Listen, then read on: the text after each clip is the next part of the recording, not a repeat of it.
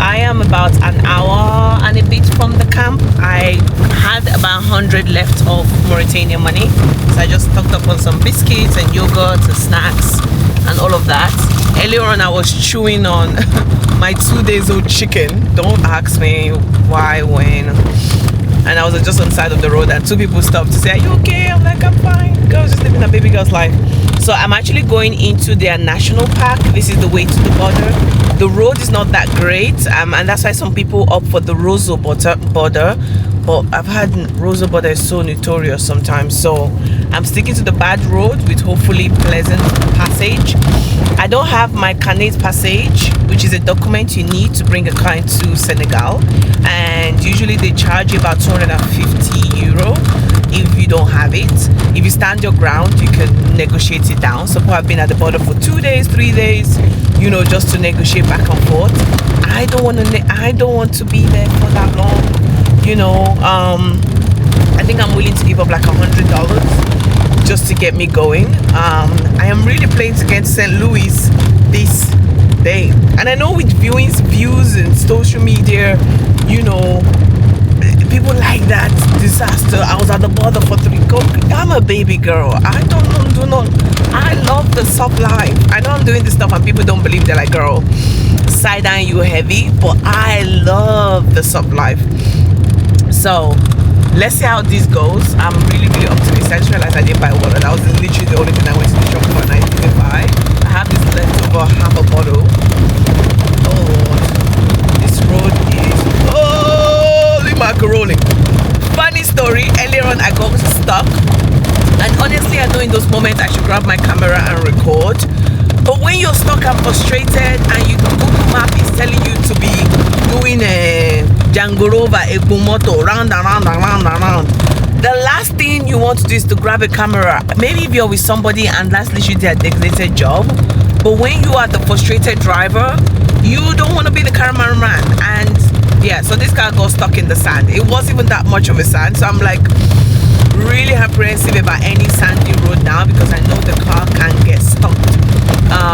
Thank God for Pelumi, he helped me push it and he told me what path to take to just kind of get out of there. But yeah, I hate when they're doing road work and Google doesn't update. Damn, this road is bad. What is this? Hey! But yeah, so hopefully to cross the border tonight. Pray for me. If not, we are sleeping at the border. Emily's there. Emily is ahead of me, but it feels like I'm catching up to her every time. But she's traveling really slowly, which is great. I want to do that one day where it's a bit more slower pace. This is slow, but we can even go slower, you know. But you're literally exploring each city one day, that kind of slowness. Mostly because of how big her van is, she can't go that fast. So I'm actually overtake her on this national park because I called her half an hour ago and she's like, I'm an hour ahead. Yeah, I'm like, "Girl, I'm gonna catch up with you soon."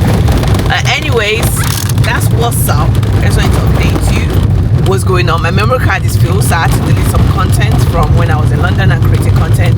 I had to use this memory card, so that needs to be sorted out. I'm just apprehensive about deleting stuff and then realizing I don't have backup. So when I get to base camp, hopefully today, that'll be one of my tasks. Internet, it's semi touch and go. But we'll see. I need to Google what's the exchange rate so I know what to exchange at the border. This is why I chose to drive during the dry season. I can imagine this road in the wet season. It's gonna be manic. But I'm finding out driving on the side as well is better than in the middle where the ridges are.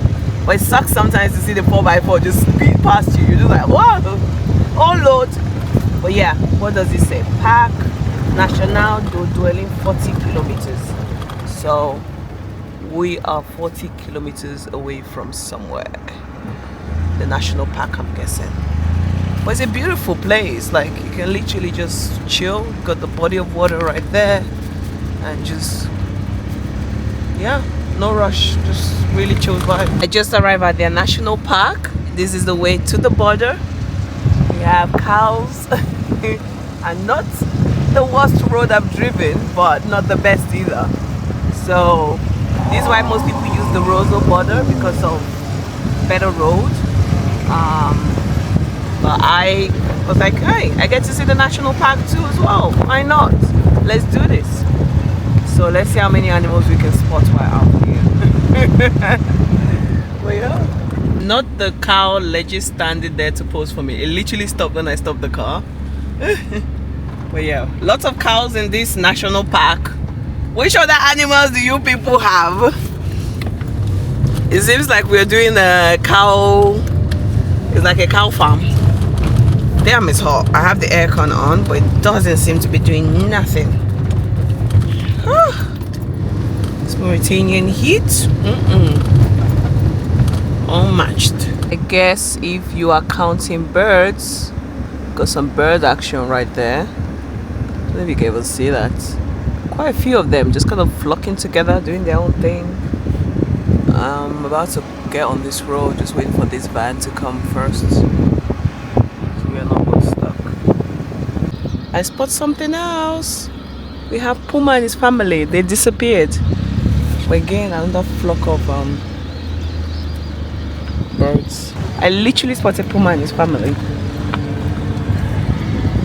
There's a 4x4 speeding towards me. I just wanted to go past first. But honestly, it's such a hard choice. Like, which road is better? The bottom or the top? It seems like the bottom is better now. These roads are bad. Bad with a capital letter B. I'm literally have to just take my sweet time so that I don't lose a tire.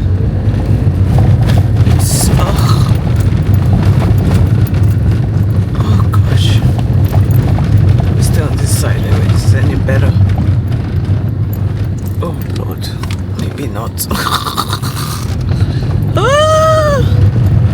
Anyways, outside it's giving lush. It's giving you're in a freaking national park,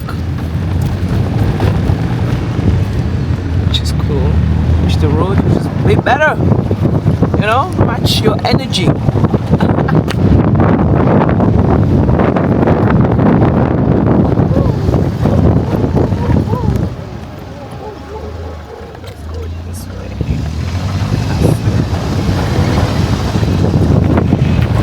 To spot Puma.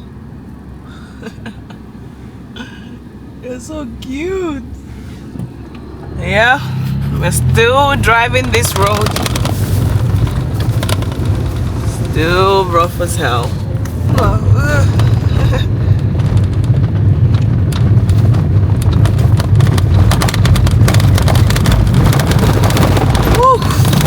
This ridges road for me.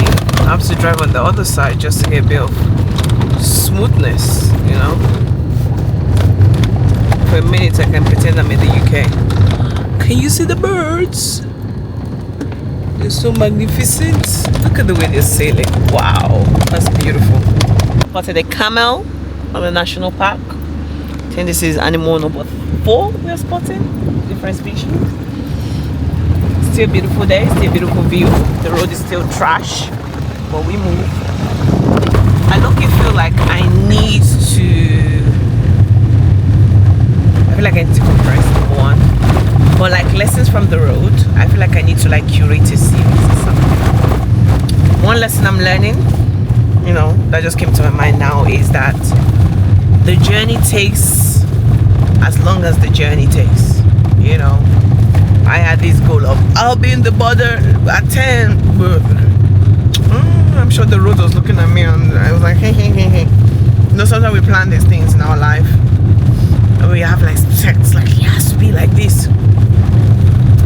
But surrendering to the fact that, ooh, did you hear that, bro? I don't know what that is, but something broke. It's surrendering to the fact that the journey takes as long as the journey takes. And I don't know, it gives me that weird peace of mind that, you know, you don't have to force things, you don't have to try to, you know, shove things into like a particular model where it has to be like this. No, it unfolds the way it wants to unfold, and it gives you a level of surrender, you know.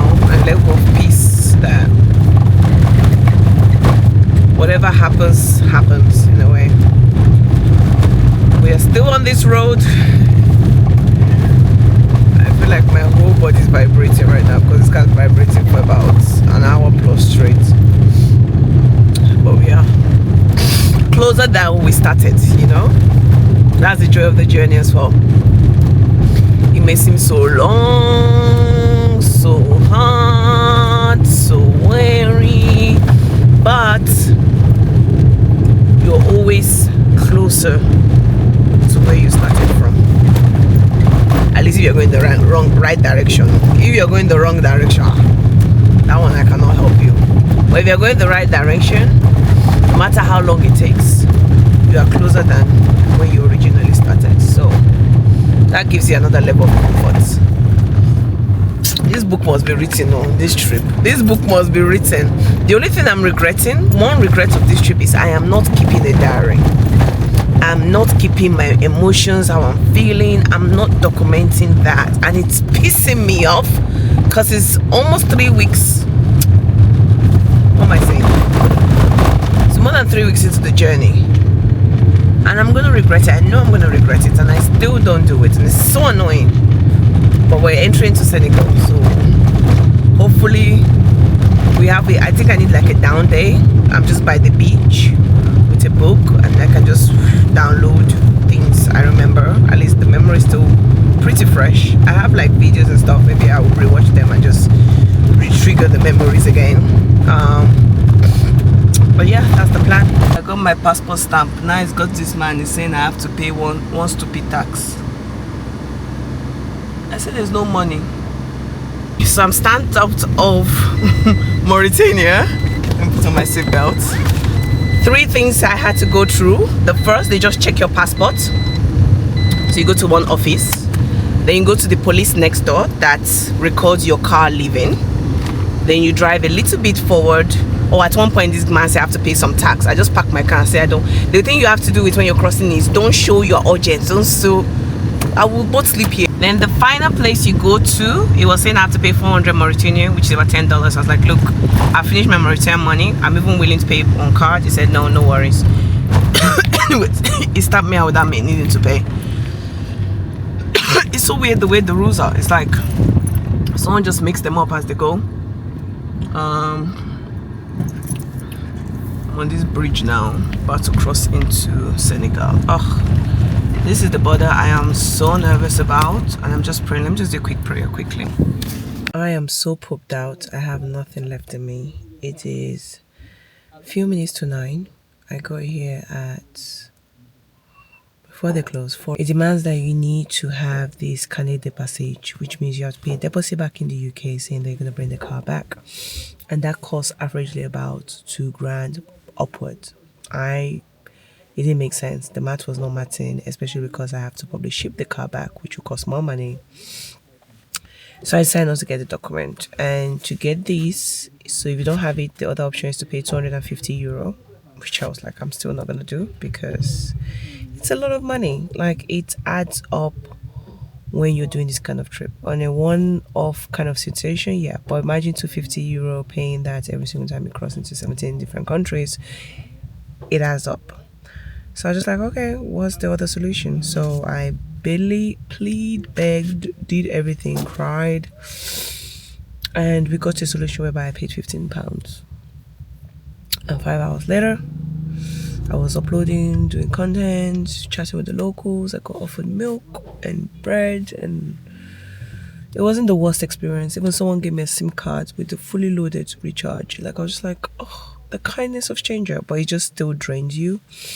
So that was my evening done. We finally got it. They gave me admission into here and the Gambia for 10 days.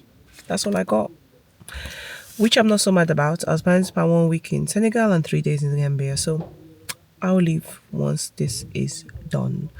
I guess if you want to stay longer, they said something about you can go to an office and renew. I don't want to even think about doing that. So at 9 days, I will be leaving. I feel like I need to do like a step-by-step of how I got to this point. So from the Mauritania border, you have to Um, the first thing, you have to check your passport in one office, then go to the police to check out your car. Then you go to another place which was asking for 400 Mauritanian, which is about $10. To what were they asking for there? To do something to your car again is to check it out the system. So you do 3 checkpoints before you leave. They give you this little piece of paper, like literally that tiny, and that allows you to they open the barrier. Oh yeah, there's then this random man that say you have to pay some fee. I was like, I just turned off the engine because I was like, I do not have the strength for this. Senegal is the bit where I know that it's gonna take my energy. So let me just I will turn off my, like, I think with the border, please don't be in a rush. Don't be in a hurry because then they will not use that against you. Like, chill with them, vibe with them, talk with them, catch up with them, have tea with them, all of that good stuff. So anyway, I get through, and then another border is say I have to pay 4,000 cephas. Again, $10, but $10 here, $10 there, $10. Before you know, you're paying $50 just to cross one border. Anyway, so $10 again. I'm like, bro, I don't I literally don't have cephas right here. I've spent all my money, all my Mauritanian money. Went back and forth again. He said, let go. I went to another place. When you get here, when you finally get here, you go to the police first, which is on the right hand side. And obviously that one was so smug and it's like, oh my god, I'm in love with you, I want to marry you, what's your WhatsApp number?